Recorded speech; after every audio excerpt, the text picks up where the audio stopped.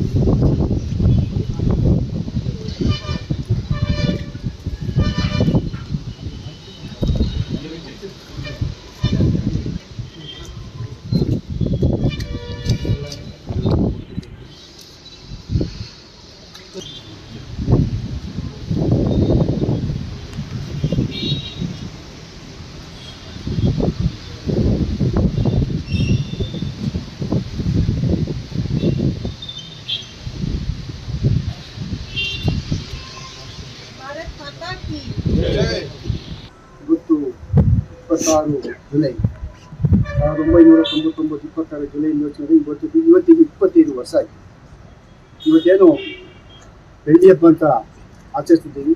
ನಿಮಗೆಲ್ಲ ಗೊತ್ತಿದೆ, ನಮ್ಮ ಭಾರತದ ಪ್ರಧಾನಿಯಾದ ಶ್ರೀ ಮೋದಿಜಿಯವರು ಇವತ್ತು ಕಾರ್ಗಿಲ್ನಲ್ಲಿದ್ದಾರೆ. ಆ ಕಾರ್ಗಿಲ್ನಲ್ಲಿ 25 ವರ್ಷದ ಹಿಂದೆ 25 ಏನು ಸ್ಮಾರಕ ಮಾಡಿದ್ರು, ಅದಕ್ಕೆ ನಮನ ಸಲ್ಲಿಸಲು ಹೋಗಿದ್ದಾರೆ.